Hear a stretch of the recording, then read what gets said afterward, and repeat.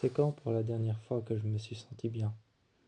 La dernière fois que je me suis senti bien, complètement libre. Cette dernière fois remonte à très longtemps. Maintenant, je ne sais plus trop ce qui se passe. Je n'arrive plus à dissocier les heures des minutes. Je n'arrive plus à dissocier les minutes des secondes. Le temps me paraît complexe, le temps me paraît impossible à demeurer autour de moi. J'ai l'impression que je ne peux plus repérer l'endroit dans lequel je me trouve. J'ai l'impression que je demeure dans un endroit vide. J'ai l'impression que je demeure dans une éternelle souffrance. J'ai l'impression que cette éternelle souffrance ne s'atténuera jamais. J'ai vraiment l'impression que cette éternelle souffrance ne s'atténuera jamais. Mais heureusement pour moi, dans cet endroit dans lequel je demeure, dans cet énorme bâtiment, je me sens toujours aussi confiant.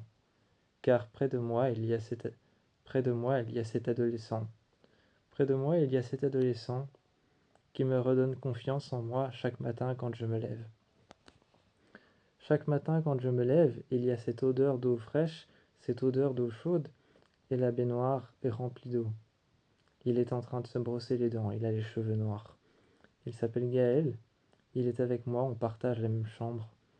Alors que je vais au bord de l'eau et que j'essaye de me remémorer certains souvenirs, comment est-ce que j'ai atterri ici, dans cette éternelle souffrance, dans ces éternels murs de souffrance? Comment est-ce que j'ai pu en venir ici? Comment est-ce que j'ai pu en venir ici et atterrir ici? Je ne sais pas. Mais lui, il est là. Il est là près de moi. Au-dessus, il me regarde. Il me regarde au-dessus, mais il me dirige entre ces murs et ces remparts. Entre ces murs et ces remparts, il me dirige. Il m'aide à me sentir mieux. Quand je ne vais pas bien, on s'assied tous les deux sur le côté et il me parle. Rien que sa voix Rien que sa voix me sert déjà à m'apaiser. Sa voix sert déjà à m'apaiser. Sa voix est quelque part, Sa voix est quelque part ma corde dans le vide. J'ai l'impression que quand je suis ici, il n'y a ni haut ni bas. J'ai l'impression que ici, il n'y a ni haut ni bas, ni droite ni gauche, ne demeure aucun endroit, ne demeure aucun mur, ne demeure aucun repère. J'ai l'impression qu'ici les signes cardinaux ne serviraient à rien.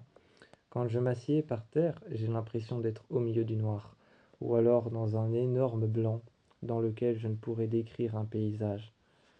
Je m'assieds sous un arbre et je suis dans l'ombre. Autour de moi, le soleil est en train de dévorer le paysage. Le soleil qui dévore le paysage autour de moi. Sous le soleil, le bâtiment paraît encore plus grand. Il paraît encore plus grand, encore plus imposant, encore plus beau. Peut-être que je n'utiliserai pas le mot beau, mais il paraît encore plus grand que ce qu'il ne paraît la nuit. La nuit, il paraît plus petit, il paraît plus léger, il paraît plus acceptable selon ce que je ressens, selon la manière dont je suis arrivé ici. Je cherche encore à comprendre pourquoi est-ce qu'on m'a envoyé ici. Ce n'est pas une pension, non, ce n'est pas un orphelinat, ce n'est pas non plus un internat, ce n'est rien de tout ça, simplement une maison de correction. Je me demande pourquoi est-ce que je suis arrivé ici. Mais parfois je me pose cette question. Est-ce que c'est pas plutôt qu'est-ce qui m'a fait venir ici que je devrais me poser comme question? Cela revient au même.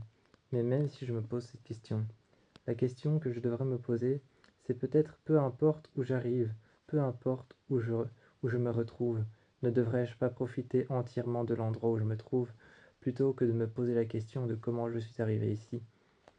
Quelqu'un qui a été envoyé dans l'espace ne se pose pas la question de comment est-ce qu'il est arrivé là-bas. Il se pose la question de je vais profiter à fond de l'endroit où je suis. Gaël, qui est arrivé à côté de moi, qui est le seul élève qui s'est rapproché de moi, afin de me donner un repère. Il a été le seul à se rapprocher de moi afin de me donner un repère. Gaël s'approche de moi. J'étais au bord de l'eau ce soir-là. Je jetais des cailloux dans l'eau, je ne faisais pas nécessairement des ricochets. Je jetais des cailloux à côté de moi, j'avais les pieds dans l'eau, et j'étais assis par terre avec mes chaussures à côté de moi. Il s'est assis près de moi, a fait comme moi, a retiré ses chaussures, a retiré ses chaussettes, et a trempé ses pieds dans l'eau froide et dans l'eau glacée, l'eau glaciale. Il m'a regardé et m'a demandé comment ça va. Quand je lui ai dit que ça n'allait pas, il a posé sa main sur mon dos. J'ai senti un frisson et je me suis tourné vers lui. Je me suis tourné vers lui et j'ai senti un frisson. Je me suis tourné vers le bâtiment qui était complètement dans l'obscurité. Les fenêtres à l'intérieur étaient éclairées et je voyais certains adolescents qui étaient en train de jouer en groupe, ou certaines filles qui étaient en train de regarder par la fenêtre à leur chambre. Je me suis retourné et finalement, j'ai marché. J'ai marché dans le noir un bon moment. Lui, il me tenait la main et il était à côté de moi. Il me tenait la main, il était à côté de moi et nous marchions. Nous marchions tous les deux, on était en train de rejoindre le bâtiment. Je me retournais de temps en temps vers l'eau. Vers l'eau, je me retournais de temps en temps. Et parfois, il y avait un bateau qui passait, parfois pas. Il y avait ce vieux bateau abandonné depuis très longtemps. Pour finir, la coque s'était usée et il avait coulé. Pour finir, la coque s'était usée et il avait coulé, tout au fond de l'eau. Je me dis qu'il n'allait plus bouger, mais le lendemain, avec Gaël, on est allé le voir. On a contourné le lac jusqu'à un vieux pont qui n'était plus très solide. J'avoue que j'avais un peu une peur bleue de ce pont de le traverser. Gaël m'a pris la main, mais tout de suite j'avais l'impression que le sol s'était reconstruit sous mes pieds. On a traversé le pont, nous sommes arrivés de l'autre côté, traversant un sentier battu par des racines qui ressortaient du sol, difficile à traverser. Nous sommes arrivés sur ce bateau. On a marché dessus, on est allé dessus, on a marché dessus, jusque tout en haut, jusqu'à la pointe du bateau, jusqu'au nez du bateau. On y est allé, et j'ai regardé dans l'eau. L'eau était un peu vaseuse, il n'y avait pas réellement de courant. Le cul du bateau, lui, était un peu enfoncé dans l'eau. Il y avait un rocher, il y avait un rocher sur lequel on pouvait amarrer les bateaux. Le cul du bateau s'était enfoncé sur ce rocher sur lequel on pouvait amarrer les bateaux. Il y avait 3 crochets qui étaient accrochés à ce rocher. Un crochet blanc dont la peinture s'était un peu écaillée, un crochet bleu dont la peinture s'était aussi un peu écaillée, et un crochet rouge dont la peinture s'était un peu écaillée et rouillée. L'eau remontait un petit peu plus, et très loin il y avait un barrage. On est resté là quelques instants. Ensuite nous sommes rentrés.